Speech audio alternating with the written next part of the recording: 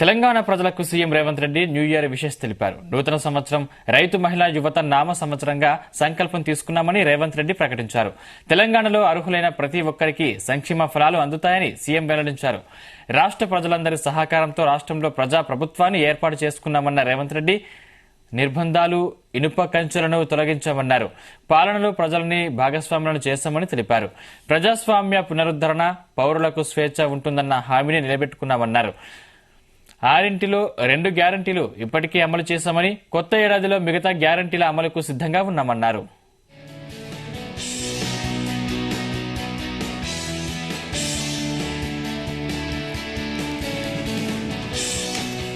యువత భవితకు ప్రాధాన్యం ఇస్తామన్నారు. ఆధునిక సాంకేతిక పరిజ్ఞానాన్ని యువతకు అందించి వారి భవిష్యత్తుకు గ్యారంటీ ఇచ్చే దిశగా ఆలోచన చేస్తున్నామన్నారు సీఎం రేవంత్ రెడ్డి. ప్రాథమిక విద్య నుంచి ఉన్నత విద్య వరకు సమూల ప్రక్షాళనకు ప్రభుత్వం సిద్ధంగా ఉందన్నారు. రైతుల విషయంలో ఇచ్చిన ప్రతి మాటకు కట్టుబడి ఉన్నామన్నారు. ప్రజాపాలనకు అనుగుణంగా వ్యవస్థల పునర్వ్యవస్థీకరణ జరుగుతుందన్నారు సీఎం రేవంత్ రెడ్డి.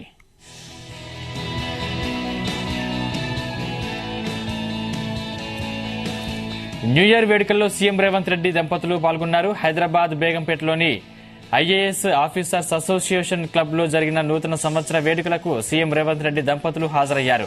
కార్యక్రమంలో రాష్ట్రంలోని పలు హోదాల్లో విధులు నిర్వహిస్తున్న అధికారులు హాజరయ్యారు. ఇలా ఉండగా రాష్ట్ర గవర్నర్ తమిళసై సైతం తెలంగాణ ప్రజలకు నూతన సంవత్సర శుభాకాంక్షలు తెలిపారు. నమస్కారం.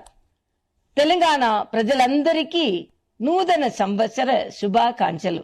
మీ అందరూ ఆరోగ్యంగా, సంతోషంగా, ఆనందంగా ఉండాలని నేను దేవుడిని ప్రార్థిస్తున్నాను. మరొకసారి మీ అందరికీ శుభాకాంక్షలు. ధన్యవాదాలు.